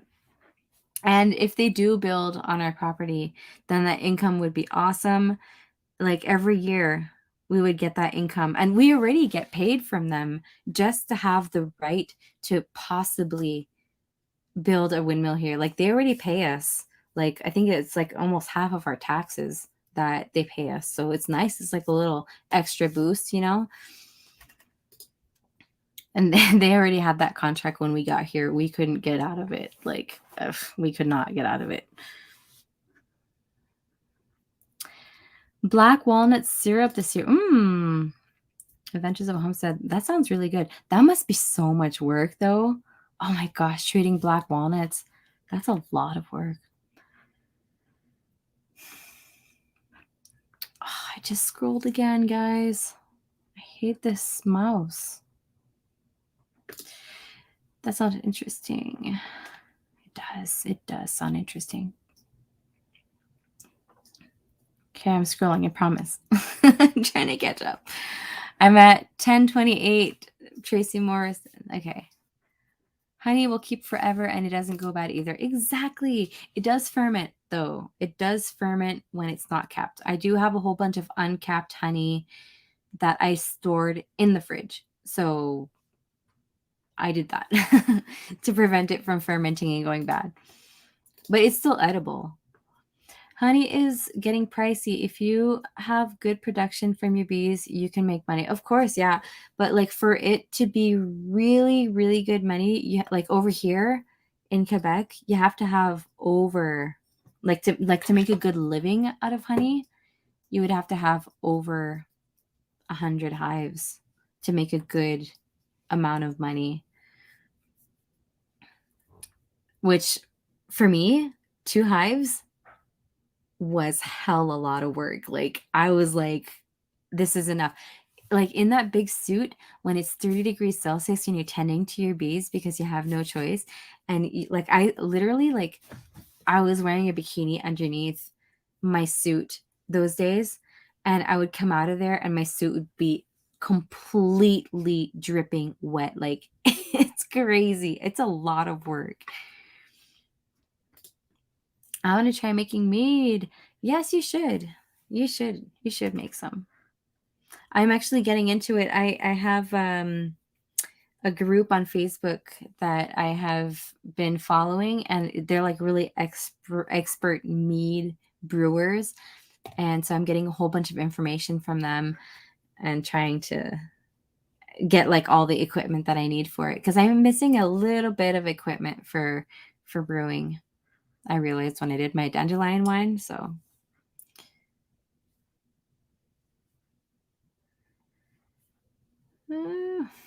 beeswax is also getting expensive. Yeah, I bet. I mean, it takes a lot of beeswax to make stuff. I realize, like after rendering it down for the first time, I was like, okay, it gave me just this. It went from this to this.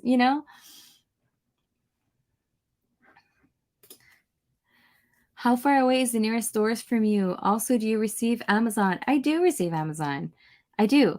I'm really blessed with deliveries for mail. I still get delivered right at my house. For all my mail is delivered right at my door. Um, so like all my regular mail and my Amazon. I do have a PO box though, which I should put that in my about section. Like I've been paying for it. I paid for a full year and it's like really expensive. I should put that in my about section. I just haven't I haven't gotten around to it for some reason. But yeah, nearest stores for me, like in my village, 5 minute drive is a little grocery store, like local grocery store, but it has everything that we need that's like essential. And then 20 minutes down the mountain is the other big city that we have, which has like the bigger, bigger grocery stores, not quite Boxers like a Walmart. There's not a Walmart there. There is a McDonald's. We do have a Canadian Tire. We have three big grocery stores, which one is a Maxi, one is a IGA, and then just two of them actually, two grocery stores. And like everything that we need for our mechanics, cars, equipment, we have all that there. If we need a couch, we bought a couch, a new couch for our living room. We got that there. So only 20-minute drive. But if we want to go to the big, big city, then that would be Lévis or Quebec, which is 1 hour away, which is not that bad. It's not that bad. Yeah, it is noisy and it affects the birds. Yeah, I would totally get that. Like I went out to the windmills on the other side, on the other mountain, another village with my horses. I actually went to the base of them and I didn't think it was that bad. I really didn't think it was that bad. So I actually really enjoyed it. And they were like beautiful roads that you could just ride along, and I thought it was really cool. It would make for pretty cool video content too. Here, they're building a wood mill in my backyard, I think that would be pretty cool.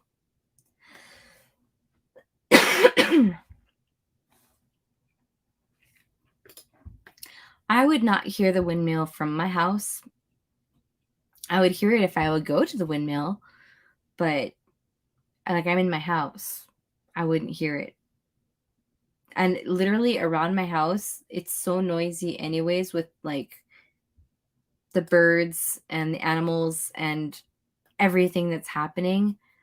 If I were to hear it, it would be very faint because being close to them, it was just like a passing sound. It wasn't that bad.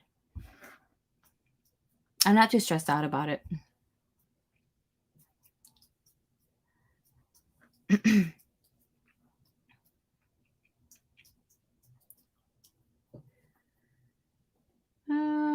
Problems of being a popular sister. It's a great problem to have, I am sure.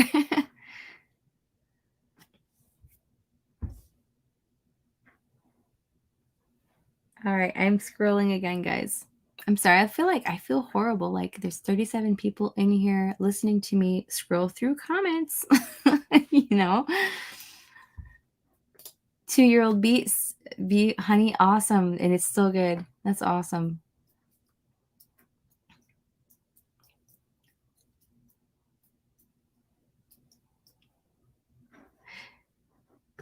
See, you know what I'm talking about. It gets really hot. Could I live without electricity? Shoot, Dada, that's a good question. I really like power. Like I really do like having power.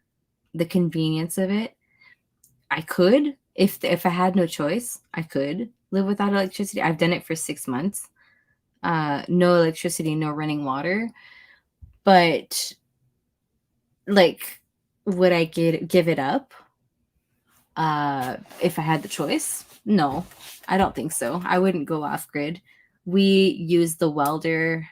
We do heavy machinery and heavy usage of it. Like we can almost consider ourselves almost like a commercial homestead, even though it's only for us, because the amount of stuff that we do here that require power, like just heating up the water troughs for the animals in the wintertime, I don't see, other than a generator, what would generate enough heat to heat up an element for the water not to freeze, unless I get like those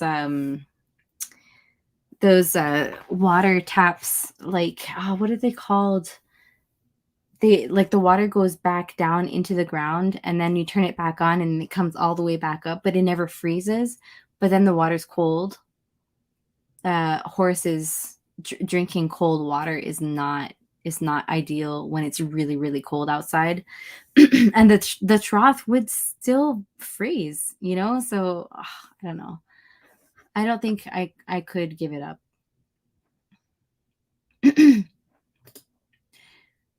Don't need a bikini image trying to fall asleep. Oh no. Tracy, Ben used to hunt. His back is I mean, he's not stopped, you know, he didn't stop medically for nothing in the military. They literally put him to like a status like you cannot work anymore because your back is too bad. So he tried hunting for a few years. This year he went, like last year he went every single day, didn't get anything. This year he went once or twice. He just can't do it with his back anymore. It's like it's come to a point where even driving 3 hours is hard. It's very hard for him. So if he wants to have a good time, like at a destination, if he drives 3 hours, he's not going to have a good time. So yeah, it's a bummer, but I don't think he's going to be hunting anytime soon anymore. That's why we tried to raise our chickens, and we raised enough so that we were able to take a break next year for his back too, because it's not getting any better.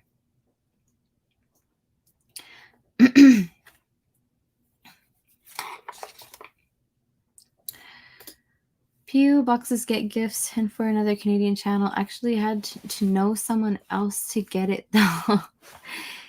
Stuart, are you in Canada? I wasn't sure. I don't know where you're from. This has been a good live. We are heading to bed though. Tomorrow will come all too soon. I know. All right. Have a great night. I'll talk to you later. Yeah, I'm gonna scroll. I'm gonna try to catch up on these comments, and I'm also gonna end the stream soon. I can't believe like I'm this behind. I prefer sherry from milk than soap. I don't know what you're talking about, Rosette.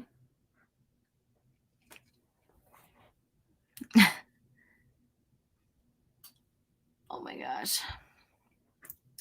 Do they give you money to have the wind turbine on your land? Yes, they do. They give you the money for the wood that they would have to take off of the square. one windmill base is 200 feet by 200 feet. So let's say they would have to do that in the highest point of my property, which is the maple sugar bush. Then they would have to give me the money of how much that would have cost me to harvest in maple syrup. So they would have to pay me for that, and then they would pay us for the energy generated as well.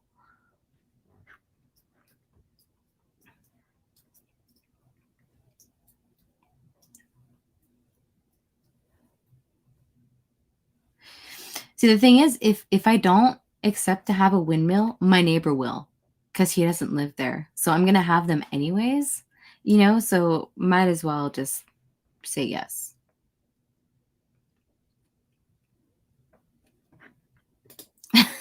Yeah. I don't know how, like, I would have to put in slow motion mode and have like 10,000 moderators, to help me.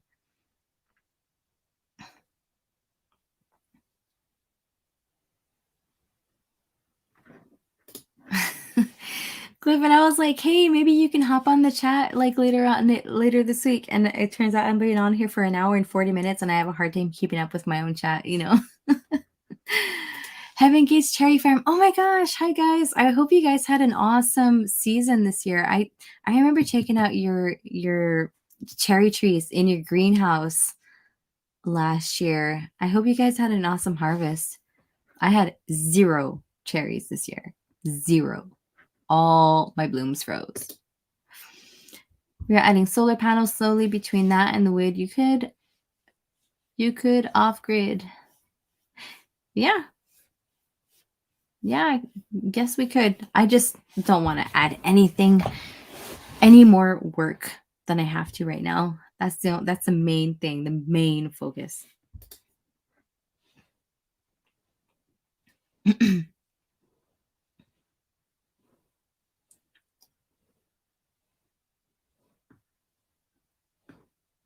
How in the world did I get this behind in the chat?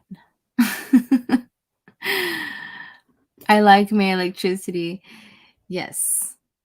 Hi, Puneet. Oh, I missed a few of you guys. I'm so sorry.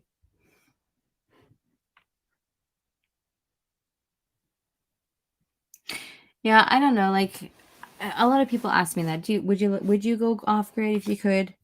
I mean, I would go off grid if I have to. Like, point. That's it. Because I'm good.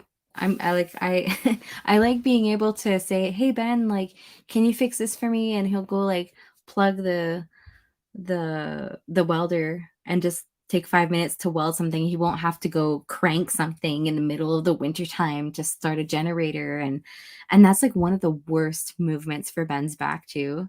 Like we would definitely need an electric starter. you know oh my gosh, just taking off all the ice and the snow from the cars in the winter. I'm dreading it right now. Oh my gosh, winter is coming. Don't remind me.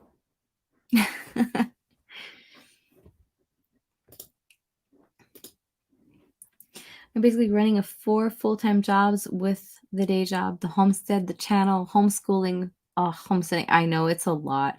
And like for moms of young children, I think homesteading and doing all that, like seriously, it's a lot of work.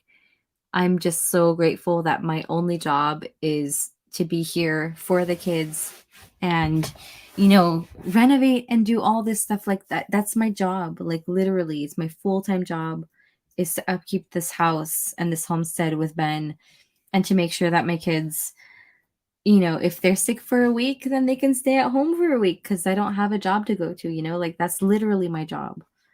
So I'm just really, really grateful for that. And like all that plus the gardens, like I found a way to burn out last year, so that it's a lot of work. We just talk too much.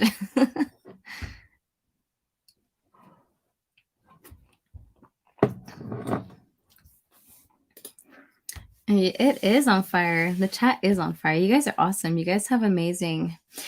So maybe for 15 minutes, Russell, do you want to hop up? Maybe you can we can talk about you being off grid. Let's see if he wants to hop up. Relay me so I can go see a man about a horse.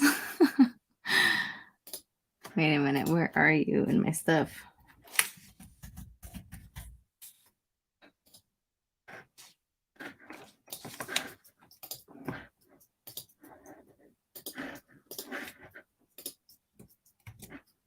There you go.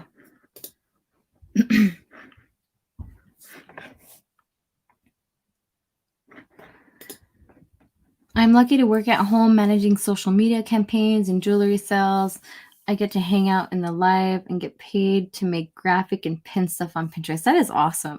That is a cool job. That is a cool job.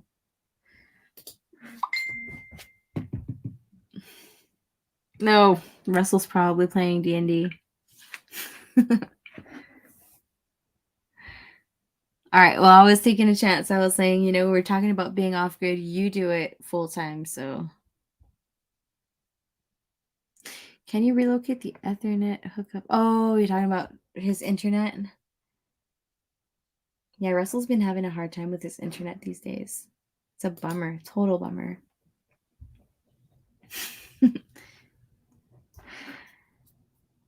Yes. Raspberry Rock Off-Grid Cabin is a total D&D nerd.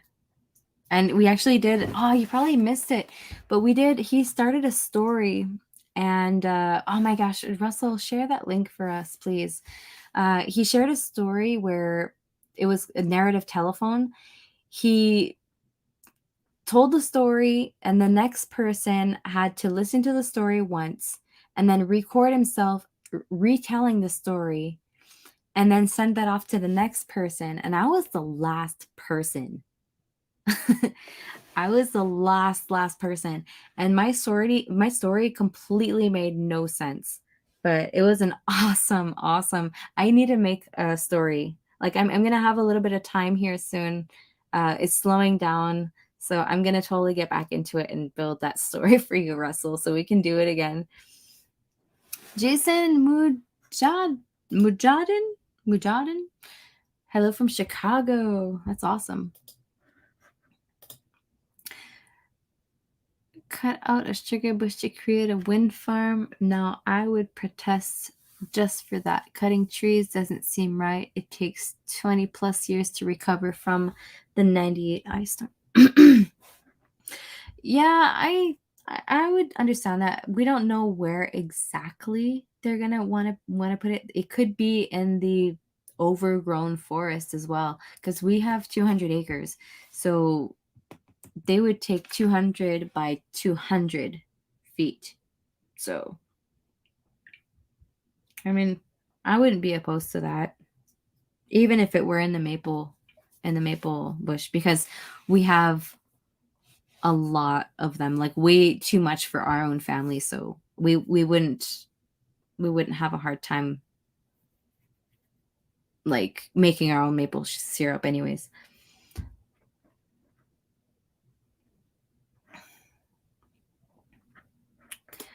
I've enjoyed listening, not really participating. I'm a bit tired this evening. It's okay, Tim. No worries. I get you. I appreciate you being here.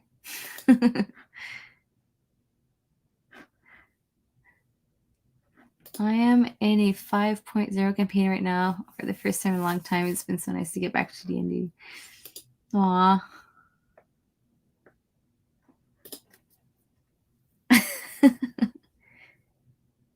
We'll do it again. Russell. Share the link, please. Share the link so we can get that. We, I don't know if I could say this online. I don't think I can. Say this, but we went, okay, I'm going to censor it. I went out to a party and we took substances and we watched the narrative telephone. It was funny. It was just very, very, very funny. It's very, very censored. But it was like, you guys have to go watch it. It's like, it takes, I don't know, the story is like 2 minutes long, and then at the end, like, I'm the one that says the story at the end. It's 1:30, and we were 6 people telling the story.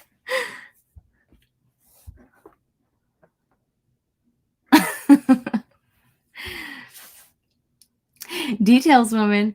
Okay, well, the ones that you can find in the forest, those substances that make you see plenty of colors, those ones.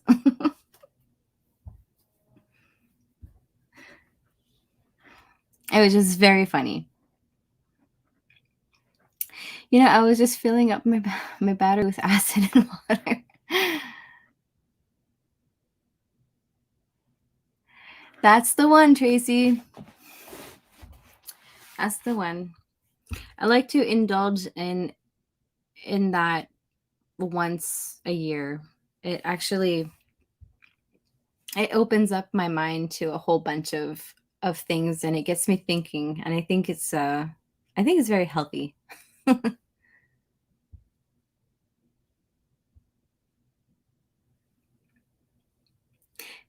Go to your room, young lady. Oh, I hadn't done it in years, I think it was like over 10 years ago the last time. And I think I'm definitely going to indulge at least once a year. Take it with intention, and it opens up your mind. You solve a whole bunch of problems on that. But the worst part is that it brought me back to my family, and just saying, you need to do this in your house so you can spend more quality time with your family. It just brought me so much positive. So, yeah.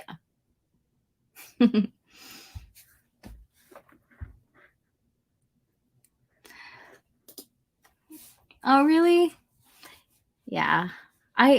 There's a whole bunch of things that I would not touch, but I would, like, out of all the things, I would not be scared of that. Like, seriously. Have you guys watched Fantastic Fungi? It is such an amazing, amazing movie on Netflix about just like how mushrooms work and how they communicate underground with their roots. It is great. You guys have to watch it. Like, even people that aren't mushroom fanatics will like this movie, because it's just really interesting and full and packed of knowledge.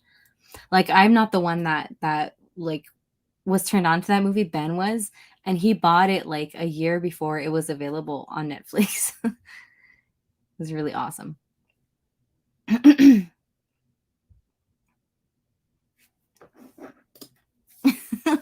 put them on your pizza years ago. Oh.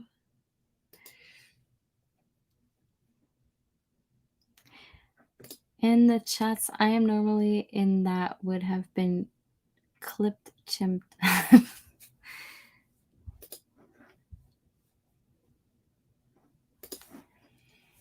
Yeah, I totally believe that, country boy. I actually have, like, a whole bunch of people will find Amanita mushrooms in the forest, which are the ones that are found in Super Mario, right? The red and white polka dotted.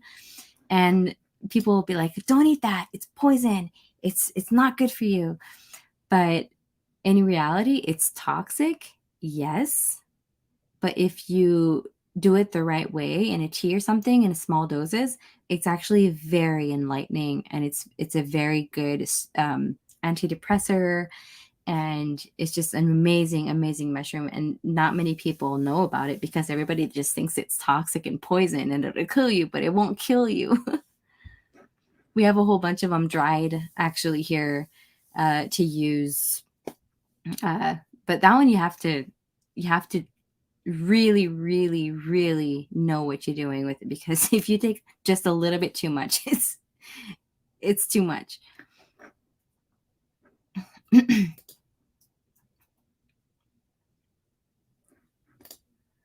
you think it would work for my car repairs, Melly? Oh, I wish. I wish. I've never even smoked the forbidden Christmas tree until I was like 30 plus. Now I'm only a judgy bee about that stuff, so I was ignorant. Aw. I think we're like the same age, right? So you started late, yeah. I don't even smoke. I don't smoke that stuff since I was like forever. Like I cannot for the life of me stand being high on something like on that. It just, I knew at a very young age that it wasn't for me. Like I will literally like look at my house and be like, how am I living in this? Like I will stress out, and it doesn't give the effect that it's supposed to. Like I'm good. I don't need that.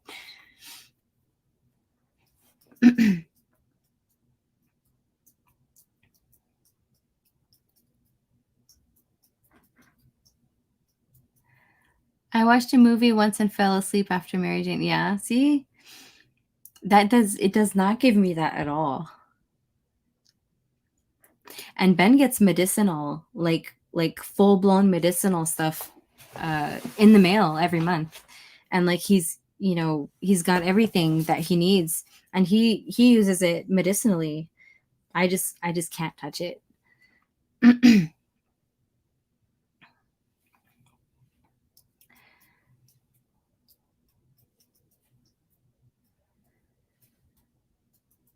Yeah, see? That's why Ben uses his. It's for PTSD and for his back pains and everything. It just really slows down his mind, and it just calms him, and he's able to sleep better. See, that does not work for me.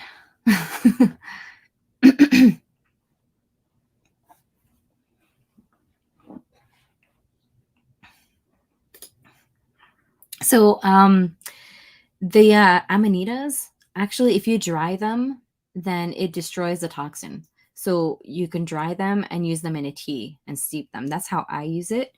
Or you can do an infusion, which is, yes, you have to boil it for many hours, reduce it, add in acidity, and it's just a huge process. But that one's the one that's like more dangerous because if you take too much, it's too much. So Bettina, they're the ones with the white dots. They can be yellow or red. Here, wait, let me show you.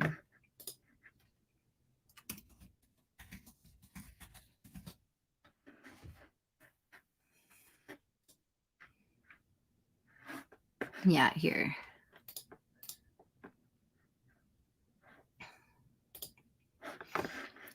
So these are the red ones, and these are the yellow ones. We mostly see the yellow ones here where we live, like this. And they open up to a nice form. I've never seen a green one. Like, I wouldn't trust that. But yeah, that's what it is.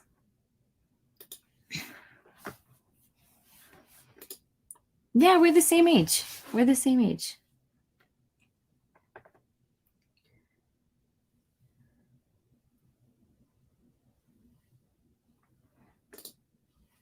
It's the only thing that helps with my neuro nonsense. Thanks to, oh yeah, there you go.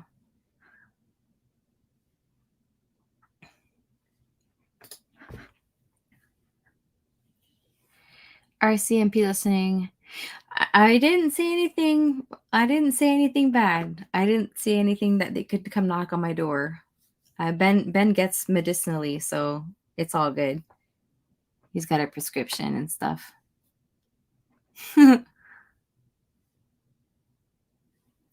I'll send you some in my brownies.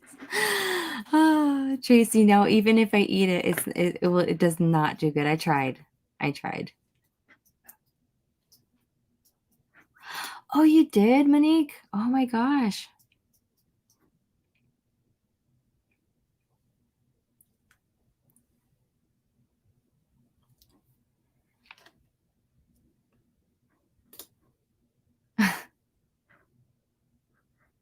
Yeah, I could totally understand that.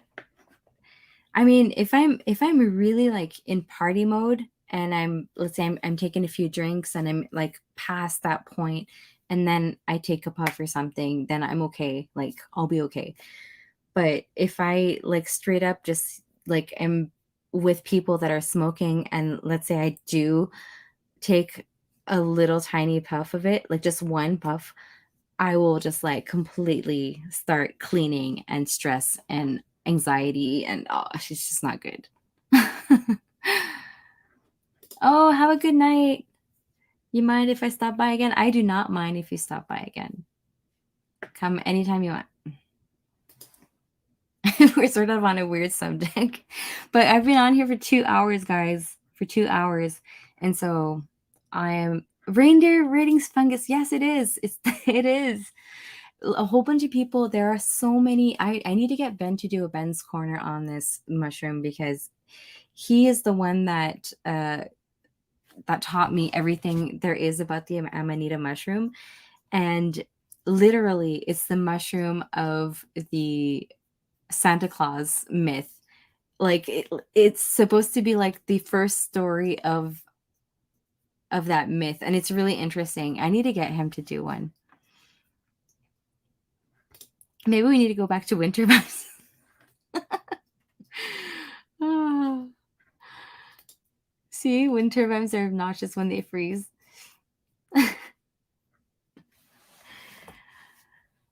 Oh my gosh, you know what else is obnoxious when they freeze? Caravan doors, like self-sliding doors. If I change cars, I am never going to get sliding doors ever again. Ever. Like, seriously. Sorry, I can't help you with that on your Mac.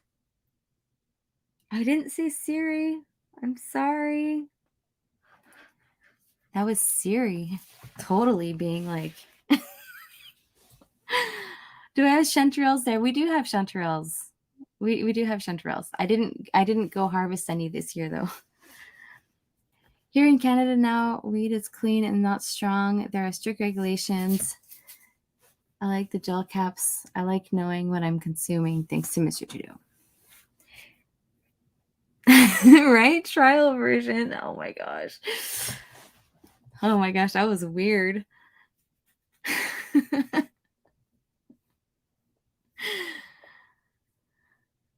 Big money in chanterelles. There's also there's another mushroom that there are truffles that grow here too. Wait, your Siri is a guy? Yeah, my Siri is a guy. Is there a woman Siri? I had no idea. But yeah, my Siri is a guy. And it just got an upgrade too. Like my computer just got an upgrade this week, so maybe.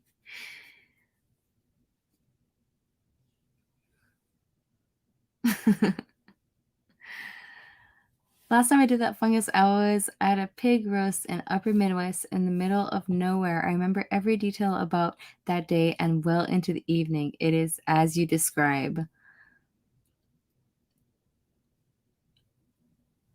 Probably not talking about the Amanita, but yeah, it is amazing. It is amazing. All right, guys. 2 hours, 3 minutes in. I have caught up with my chat. I'm so sorry if I missed a few of your guys' comments. I have just been trying to catch up. But it's been an amazing chat. I'm just so happy to have seen you guys, and we will talk again the next first Wednesday of the month, which is going to be in December. And I think on that live stream, I'm going to try my my dandelion wine. I think it should be to the point where it should be good. And yeah, I might do a few pop-up lives here and there, but this is my official like Wednesday first live of the month. So love your god sister. I hope I can catch another stream soon. Sleep well. Awesome. Thank you too. Good night, country boy trapped in the city. I hope you're not too trapped in the city for too long. And Evan, Tracy, Cliff, Harvey, thank you for sharing that link. You're an amazing moderator. My Siri's not a man. Tracy, Bettina, Russell, Stuart, Am I saying your name twice? All right. I will wish you guys a great night, and I'm going to go relax. Grace, I'll keep you posted for those suckers as soon as I get them. All right. Cookie, Dale, have an amazing night. Monique, everybody's commenting. Good night.